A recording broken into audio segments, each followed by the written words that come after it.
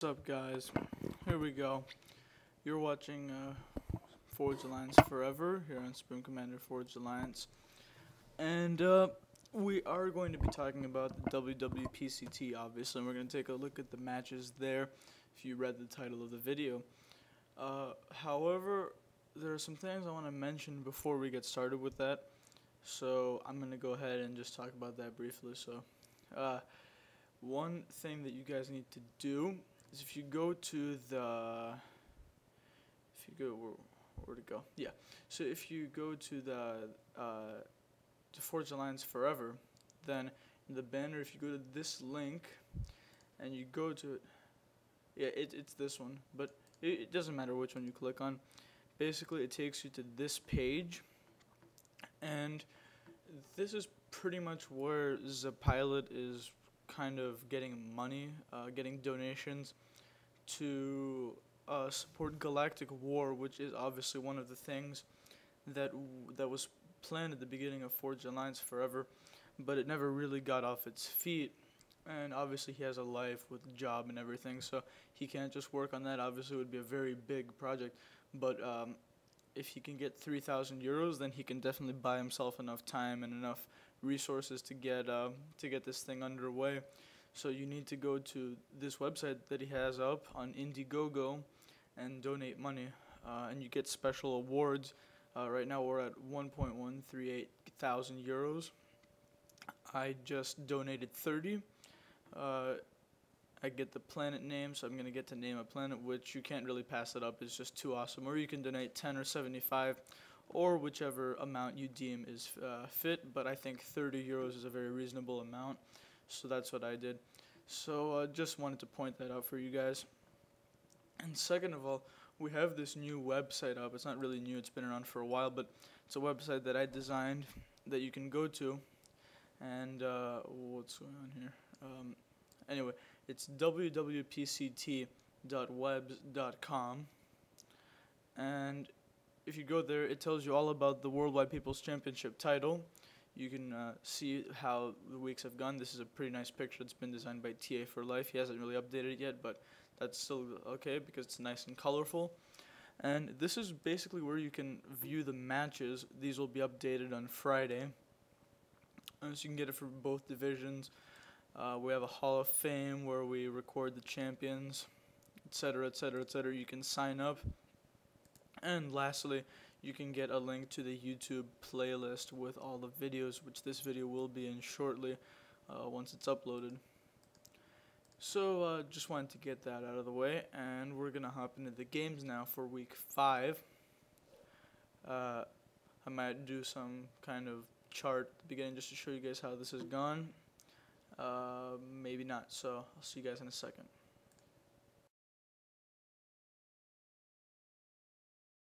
Okay, so I decided not to make this more complicated than it has to be, so we're just going to hop right into the first of the finals games. This is U1700, and we are taking a look at the first game in the series between Tempest and SSSS. This is to decide the champion of week 5. SSSS is the defending champion from week 4, and the Tempest defeated Swakle 2-0, so well done to him. He has beaten Swakle in the qualifiers. TA casted those games, and he is taking on SSSS. The way this worked is the challenger gets to pick the first map. This is a best of 3. The challenger picks the first map, and then the defending champion picks the next 2 maps if 2 maps are necessary. So the Tempest chose Seton's Clutch, which is very interesting. It's very unexpected. Very few people would expect you to choose Seton's Clutch as the first, as a 1v1 map in general. But it looks like both players know what they're doing here. Both players sending their ACUs to the middle very fast. And we see Aeon and Seraphim, so both players know which factions to pick. Both very logical factions for Setons in general. Aeon and Seraphim really can compete in any spot. Doesn't really matter which spot. And so we're just going to see what builds come out of these players. Looks like quite a bit of power for the Tempest, so looks like he's going for some kind of eco-heavy build, whereas SSSS, being the crazy Romanian that he is just building stuff in random order. but it is working out for him because we saw him dominate people last week to become the champion. So it's all going to come down to two things: who can get to the middle faster. Well, actually 3 things. First, it's going to be how much information each player has on the other. Based on the score, I'm pretty sure the Tempest could predict that SSSS is going much faster than he is, having not built as much. So knowing how much stuff your opponent brings with them to the middle is very important. Then it becomes how much mass each player gets and how much they can deny from their opponent. That's where micro becomes very important in the middle.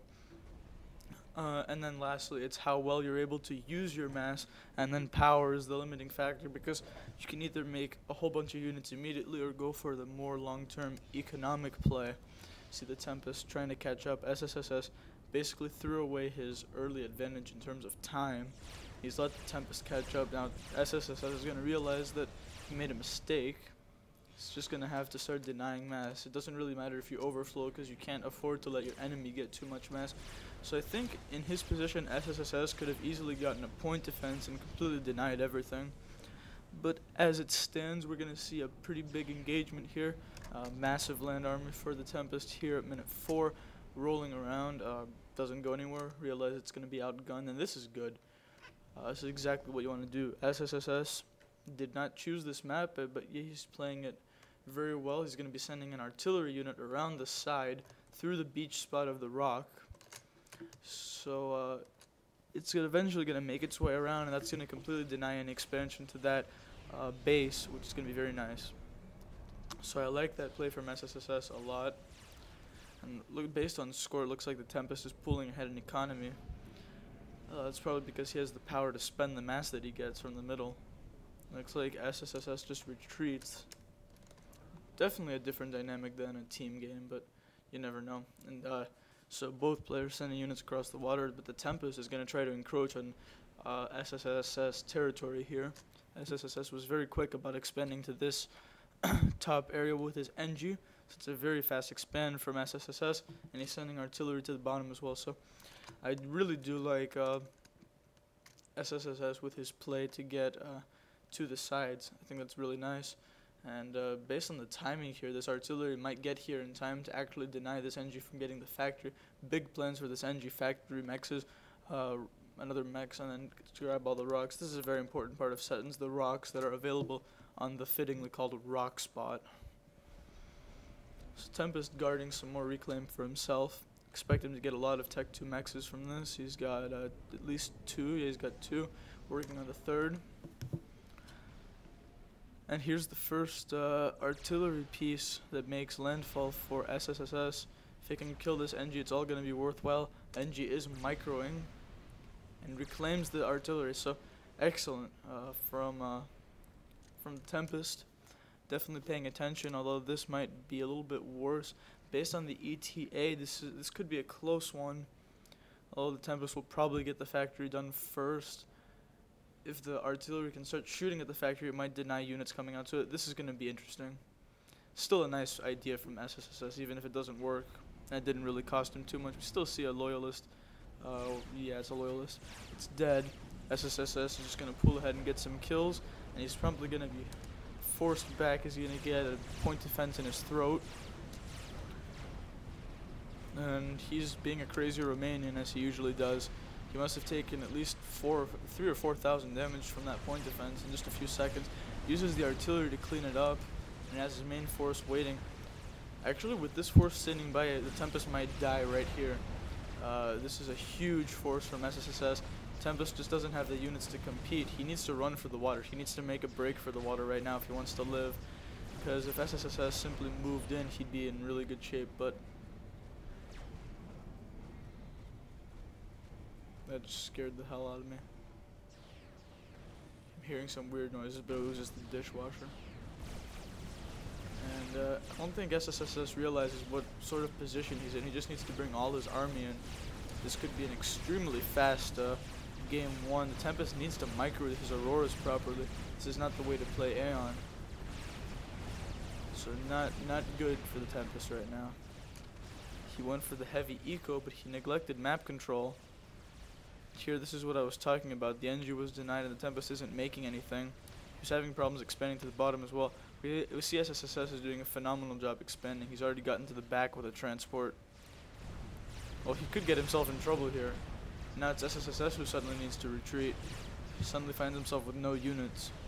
So Tempest somehow pulls himself out of an impossible situation.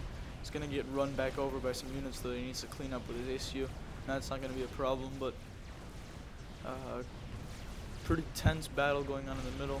If he gets one more kill, he gets the veterancy, so he should be in good shape for now against these units from SSSS, assuming he can avoid the artillery. But I'm pretty sure that any second now we're going to see the extra map control for SSSS come into effect and make its impact felt, because you can see he's getting factories everywhere to get the reclaim. This is really great stuff from SSSS, maximizing his economy to the extreme. We're going to see Tech 2 Master Strikers everywhere. At least that's what I'm predicting. We see energy storage. This is very professional from SSSS, playing like a pro Settins player, even though he never plays Settins, or at least I've never seen him on Settins. This, of course, is Settins 1v1. Tempest is in huge trouble here against SSSS. SSSS is bringing his ACU over. Tempest retreats in the wrong direction, towards the direction of SSSS. Tempest continues to run towards his opponent's ACU, now under a lot of fire from SSSS. Tempest needs some sort of point defense to retreat to, otherwise he's just going to be dead. Standing still now, he's getting hit by a lot of stuff. This is going to be it for the Tempest. No luck. Actually, he does have some luck, gets the veterancy. It's not going to save him, I shouldn't think so. Gets an overcharge in the face, so that's not going to help him. So very quick game 1 for SSSS, and he gets to choose the next map, so you could say he's going to have home field advantage. The next one even has some Notha bombers out, so would have completely dominated the Tempest anyway. Interesting NG. So we're going to move on to the second game between these two players, and if SSSS wins the next game, he retains his title. If not, we're going to have a game 3. So let's see what happens. And here we go. Game 2 between SSSS and the Tempest. SSSS is getting very hard to pronounce as time goes on, but we're going to have to learn to live with that. We see yet another Seraphim on Aeon. So going with more water factions. And the map that SSSS chose for game 2 is Blasted Rock. So legit choice. It was on the ranked map pool in GPGnet, so nothing wrong with it. And I would like to see what sort of crazy stuff he does. Already doing something crazy, changing the rally point for his factory. And doing it again, so SSSS just can't help but be crazy. And Tempest going all out standard here on Blasted Rock. First land, second air, with 7 P-gens, about 1 more than the normal, but who really cares about 1 P-gen? And big land spam for the Tempest. For SSS, the Tempest is just going to be working on his power and then his second air. So standard stuff from these players. At least from the Tempest, he's going completely standard for this map. SSSS he is doing something pretty unusual, moving his ACU out to the side very quickly. So he wants to grab that early map control as soon as is humanly possible. And there is going to be a fight here at minute 2, very early on between these players. And if the Tempest retreats with his Aurora, he should be in very good shape. We might see a draw here. And it looks like 30 health for that tank. Aurora coming in to maybe clean it up though. One shot will finish it off. So good work from Tempest. There's still another Tham coming in. He needs to retreat with this. He needs to use the range that his Aurora has. So micros that one properly. And he's planning a wall. It's very beneficial to get walls here on Blasted Rock. So I don't really have any patience. I'm just diving right into this game. Looks like, okay, so we got the second air coming out. We just have a straight up bomber spam from the Tempest, recognizing that SSS probably doesn't have any bombers or any air, realizing that he expanded so early. Not going to be any second air threat. Here comes the bomber from the Tempest, and we'll see if it can pick off any good targets. Looks like it turned in the completely wrong direction, and Flak is now being forced out by SSSS. This bomber is going to come around for a second attempt, and that was good. Takes out two NGs and a flak, and here's another bomber. So actually this is great. I like this. I don't like the fact that he lost his bomber to the civilians, but that's okay because he killed 5 units, 4 of which were NGs. Here comes the bomber yet again. Not sure what it dropped its bomb on there. But great early pressure from the Tempest allows him to take the lead in economy, at least at the very beginning. Tech 2 land, what the, how? Okay, so now I see. Tempest is making Tech 2 NGs at minute 5. Doesn't really have the land units. So he's gonna have to, when you do this, you're gonna have to send Tech 2 units to one end and make Tech 2 point defense on the other end. That's probably what we're gonna see out of Tempest. I honestly have no clue. But this is gonna be interesting. We're gonna have to see what takes place in this game, as we see numbers everywhere for SSSS, but we see tech obviously for the Tempest.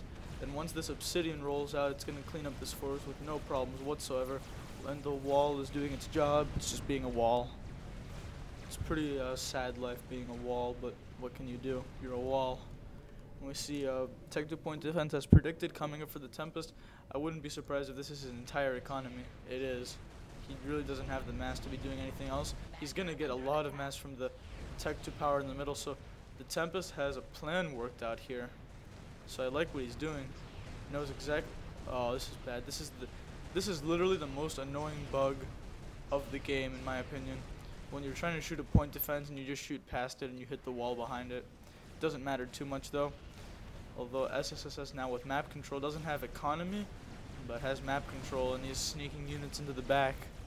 Maybe the power sword would be a good target here. So Tempest just gonna reclaim as much as he can from the middle. Pay for his point defense. So his base is kind of indestructible right now with this Oblivion turret. He needs to start reclaiming these wrecks. He needs to get on this manually. So let's see what sort of crazy response SSSS does to the Tempest point defense. He's getting the gun. That's probably the best idea actually, now that I think about it. So the Tempest is going to see this. If he recognizes it's the right arm upgrade, which most people don't really recognize, but if you can remember that, then you can tell which upgrade your opponent is getting, especially if they're Seraphim. Reading the Seraphim upgrades is like reading a book.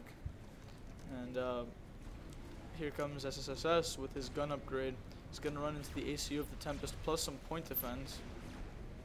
So I'd like to see this point defense focus on the ACU and make him go back, scare him away, and have the units deal with all of SSSS units.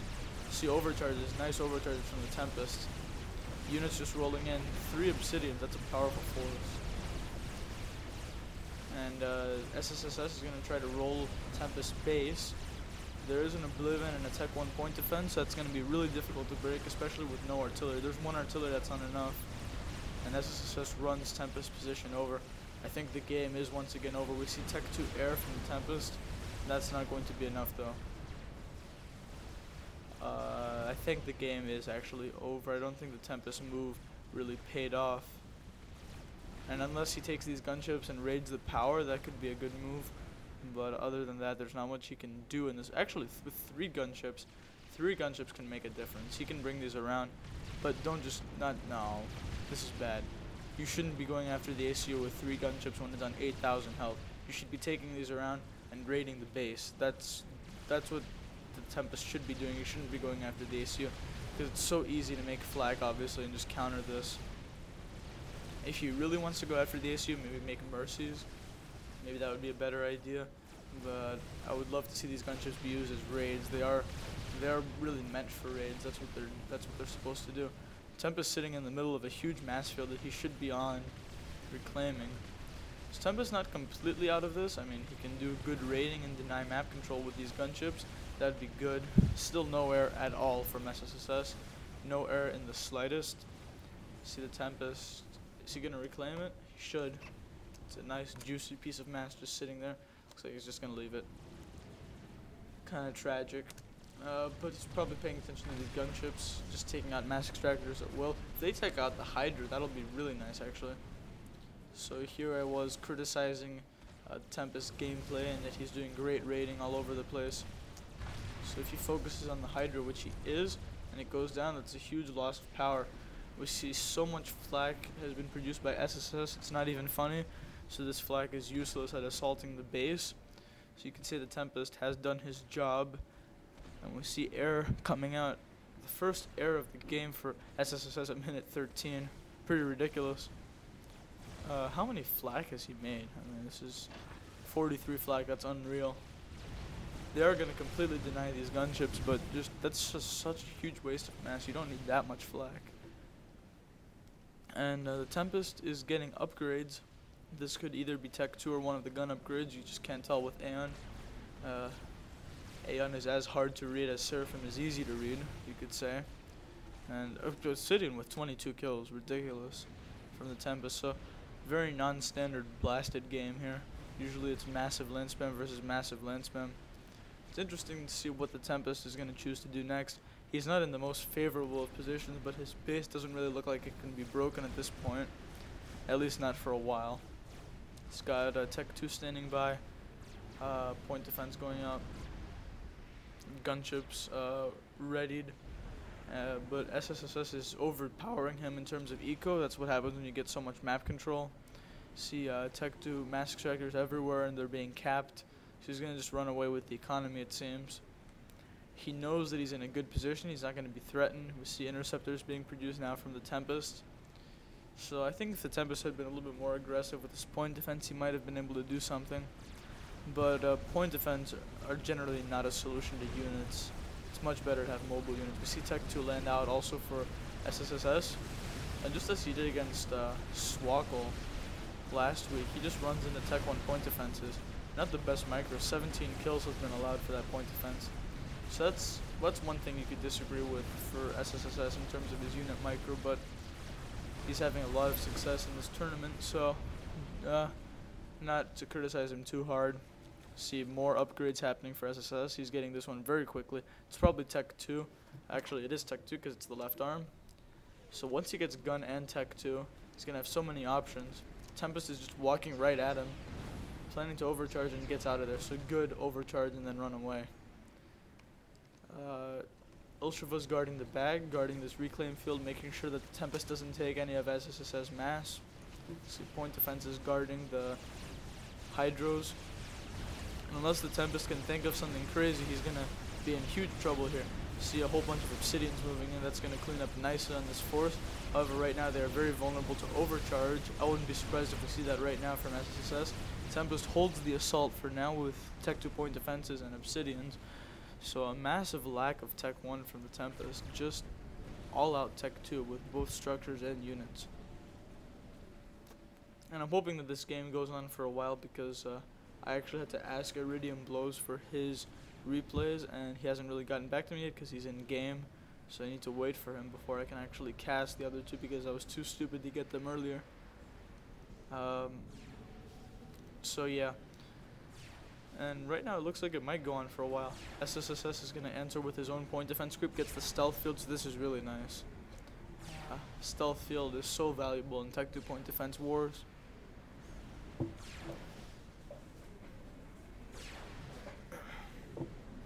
Okay, so here we go with the Seraphim point defense. It's not the best at point defense wars, but we see both players understand to use stealth fields. This one looks like it's out of power though. Yeah, the Tempest has no power.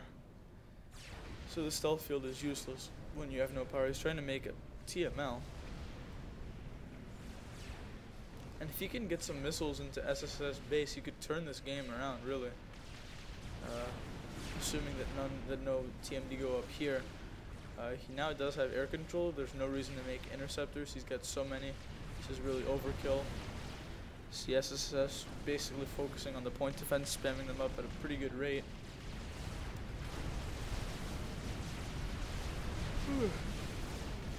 Tired. Oh, it's about to launch. So we'll see what he's going to fire this at. Missile does get fired away. If Tempest can overcharge all of these, then he'll have a lot of mastery claim. See a missile flying across the map. Strikes Tech 2 mask extractors, so at least one good thing has happened for the Tempest. His gunships have been good throughout. Looks like they're going to try to clean up on an Ilshava. It's got 5 kills though in the back. It's going to cause significant damage. If it takes out a lot of power, if it takes out the energy storage, that'll be awesome. because then no more overcharge, and then you can just flood the ACU with Tech 2 units when there's no overcharge potential. That did not happen. Tempest is going to retain his ability to overcharge, but he might not have the power. Looks like SSSS with Tech 2 of his own manages to basically win the game. I don't see anything that the Tempest can do now. Now it's just going to be a matter of SSSS boxing everything and just moving at the Tempest, since the Tempest really doesn't have anything. So basically what we've seen is early Tech 2 from the Tempest, and that was really early Tech 2, so I like the timing, but he wasn't aggressive enough. Maybe instead of a PD creep, he could have made more Obsidians, or maybe made some Blazes.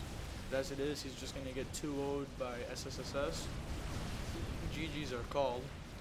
So SSSS takes the series 2-0, and he's going to defend his championship. So props to him for managing to retain his title, even making some arty. If he gets this done, it'll just be humiliation to show off how much mass he has.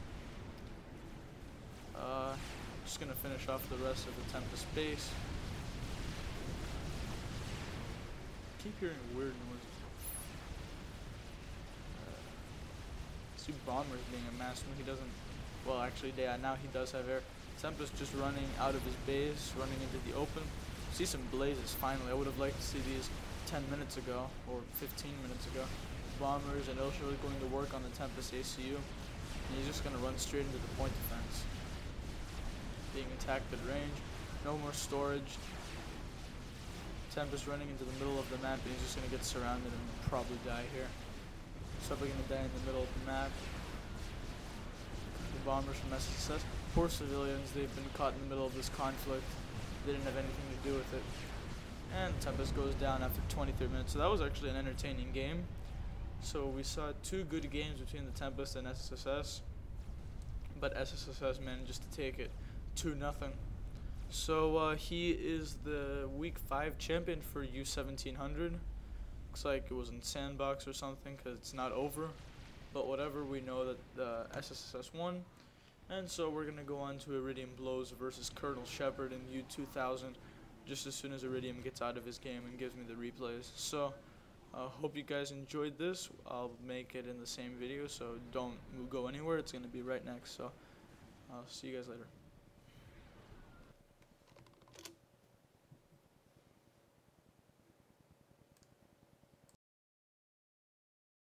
Okay, so after a few minutes of waiting, Iridium Blows gave me the numbers of the replays, so we're able to take a look. We are now in U2000, and the final is between the championship matches between UAS Shepard and Iridium Blows. UAS Shepard beat Swackle 2-0 on Certus Major and Varga Pass in order to reach this. Iridium Blows is the defending champion from week 3, in fact. In week 4, there was no championship match since no one showed up, so Iridium got a free defense there, but now he's out to defend his championship for real in a best of 3 with UAS Shepard. And being the challenger, UAS Shepard picked the first map. There was some debate. He wanted to choose Winter's Duel, but Iridium wasn't sure if that was legit, since it doesn't seem like he played on GPGnet. Winter Duel was in fact on the ranked pool in GPGnet, so it was a legit choice, but looks like UAS Shepard decided to choose Sentry Point instead, so it doesn't really matter either way, as long as both players were happy with it. So we saw a first hunter come out from Iridium Blows. It's going to force UAS Shepard into changing his build order, so that's always annoying. He didn't actually deal with it, so first kill goes to Iridium Blows after a minute 36 seconds. And he's just going to be making his way around like a typical Cybern player. He will get spotted though. Hopefully Shepard pays enough attention to take it out. Oh, that was close. Good micro from Iridium. And he is going to get out of there. Now Shepard is in pursuit with an attack move. That's interesting. That's an interesting way of doing it. He has managed to chase the hunter away though, with some health left. Both mech marines are damaged. Well, both light assault bots are damaged. The hunter is regenerating its health, coming in with some support. A mantis coming in.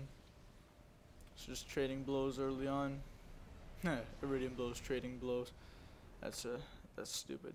So UAS Shepard making his way to the middle, and if he's on an attack move with his ACU, Gonna grab these outer chunks of mass. He's gonna try to avoid the point defense as best as he can. And with 2 hydros, there's a lot of interesting things you can do, because you don't really have to make any of your own power as long as you get both hydros quick, and that leads you to a lot of interesting strategic decisions with economy. However, Iridium Blows making significant progress in map control on the bottom, using some Mantis and Hunters to secure the bottom, and looks like he's killed off Shepard's engineer, which was going down there, and raiding the outside as well. So good raiding early on from Iridium, playing like a good Cybern player, not letting the UAF player build up too much. And as soon as UAS Shepard's ACU leaves, Iridium is going to raid the mass extractor that he was guarding, so no respite for Shepard. See map control swinging in the hands of Iridium already. See point defense going up. He's going to try to protect the top, and Shepard, if he pushed with his ACU through the top, he could make some pretty good progress, but he's not going to do that. He doesn't want to risk that Iridium might walk his own ACU into Shepard's base and force him to spam a lot of needless point defense, because that's what you can do. If you can just force your opponent into making a lot of point defense and then not actually attacking, it can be a good move. See, the point defense has been finished, so it's going to be very hard for Shepard to move through the top now unless he brings some artillery with him. It takes a lot of micro to do that. We see 2 engineers on the case for Iridium Blows grabbing map control. Could see a pretty big engagement here. Looks like Shepard is very serious about taking the bottom back. He's moving in with almost all his force. That leaves his base open. His base is vulnerable. He's trying to get the gun on his ACU. If he gets that, he'll be in a very good shape. But Iridium Blows taking a more aggressive posture with his ACU now moving back. He might be letting Shepard get the upgrade. That could be a mistake. Iridium diverting his entire army to the bottom. Wants to respond to the threat on the southern border from UAS Shepard. He doesn't have that many units. I thought that was a Tech 2 factory, but I was wrong because I'm stupid. You can tell I'm in a self-abusive mood today. Not sure why, but I'm fine with that. So we see flanking maneuver from Iridium Blows, and the NG for Shepard isn't going to live for too long, so the bottom doesn't really belong to either player. For a second they had identical mass extractor numbers, but it's no longer the case. See 4v2 with the Mantis on strikers. 1 Mantis went down, but 3 easily clean up on 1 more. Now Iridium Blows is in full retreat in the face of Shepard's gun ACU. If he has power storage, I really want him to have power storage, because he could plant some overcharges right here and destroy everything. Although Shepard got himself in quite a bit of trouble, he's under target fire. That's just tragic. Oh my god. If Shepard had just had some power storage with him, he could have annihilated that force, but instead of that, Iridium Blows does the direct thing and just boxes everything and does an attack command. And it is as simple as that. For I did not know that that was that fast. So Iridium Blows takes the first game within 8 minutes, and we're going to see how he does in the second game. We're going to see what kind of map he chooses. So see you guys in a second. And here we go. Open Palms is the second map in the best of 3 for the U2000 Championship of Week 5 between Iridium Blows and UAS Shepard. We're on match point for Iridium Blows, while the pressure is on for Shepard. We're seeing another UAF on Cybern here. Iridium has been absolutely dominant with his Cybern throughout pretty much everything. He's been playing Cybern non-stop on the ladder and pretty much killing every single person that he encounters. His rating is now high past 1950, and he doesn't have any signs of slowing down either. So he seems to be a relatively new player, because I remember him from 2 or 3 months ago and he wasn't nearly this good. So I guess he's just a really fast learner. He's just very smart, unlike me, because I'm stupid. And so Iridium Blows going with one of the 2 standard Palms builds, going after the Hydro fast with his ACU, getting the rocks with his first NG. And Shepard, not sure what he's going to do. Yeah, he's going with the other standard build. So both players going with standard in their own way. Shepard going secondary in the back, while Iridium rushing the Hydro. So both are common early builds for Palms. Doesn't really get there's not too much variety besides that. It looks like some NG bumping. That was kind of weird. And Iridium Blow's taking an early expansion. We're gonna use NGs to take the bottom as well, so that leaves his ACU with a lot of possibilities getting second air now. Of course, it's always important what unit comes out first. Shepard gets his air factory first, and he's gonna make a bomber before Iridium even finishes his own air factory, so that's gonna be pretty big. Actually, that's going to be a pretty big advantage for Shepard. He's getting a scout next. I expect interceptors after that. He is going to get interceptors. So we can safely say that we can expect early air control from Shepard, although Iridium is going with interceptor first, recognizing that his air factory is late. Here comes the bomber. If there was any doubt in Iridium's mind, it is now erased. He knows that the bomber is in the area. Here comes the bomb. Takes out the engine, so good work, 2 kills, but a bit of missed micro. There was an interceptor standing by for US Shepard that he could have used. Not too important, he still gets 2 kills. We see 2 Mech Marines versus a Mantis. Theoretically, the Mech Marines could get the win, but not if they run in a straight line. Mantis is going to clean up pretty easily. 94 health left, so comfortable win for that Mantis. See Scout trying to do something about this Mantis, but that's kind of depressing. Scout gets absolutely eaten alive. So we see air control for Iridium. I don't understand this. I guess Shepard was going for really hard bombers, hasn't bothered to make enough interceptors. If Shepard takes out this NG, they could all be worthwhile though. Could deny some more map control and force, that could make it very easy to raid if he can kill this NG. See if we get a response from Iridium. He hasn't moved his air yet. Shepard seriously needs to switch targets to this NG, because if he can deny the factory construction, then it'll be very easy to raid that area. You see good raiding from Shepard on the bottom as well. Leaves an NG in the vicinity. No, I said engineity, because I'm stupid. I just had to say that, didn't I? So, this NG can easily move back and finish off whatever Iridium wanted to build. See, all the mechs is capped for Iridium, and he is denying mechs back Shepard. So even though Shepard had a huge force, Iridium simply snuck around.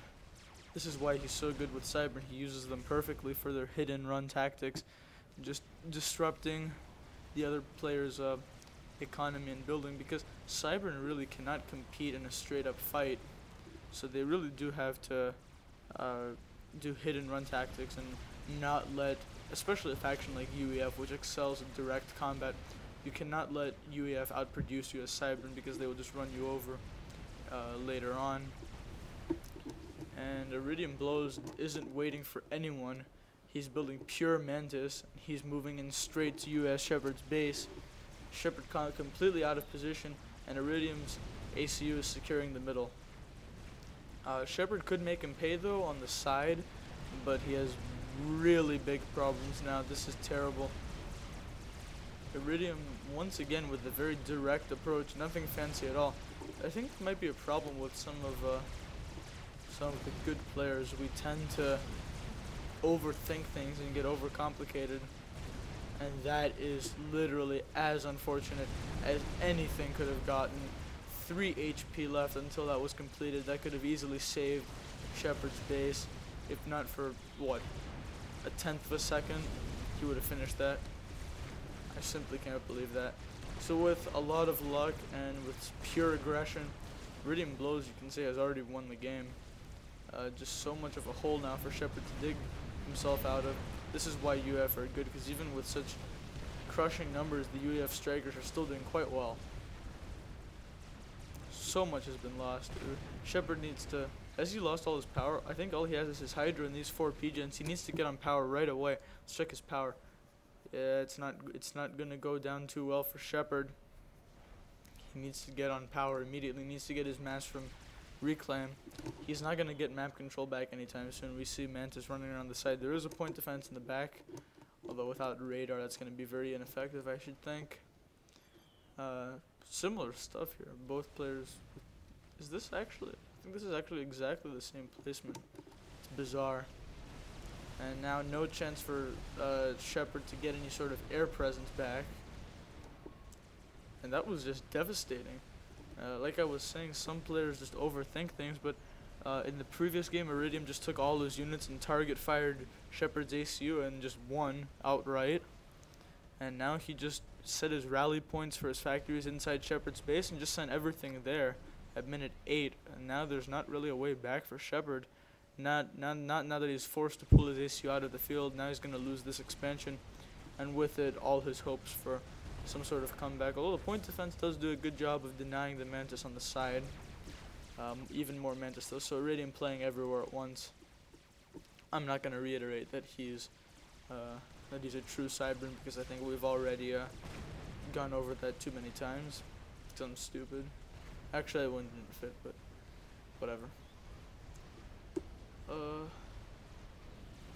Curious to see people's reactions to how many times I've called myself stupid in this one.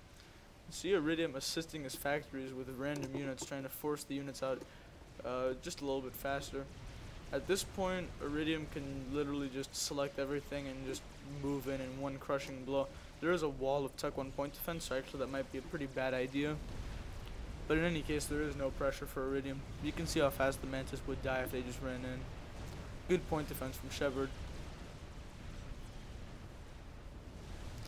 What does this mean? I guess what I learned from this is not top play at 2.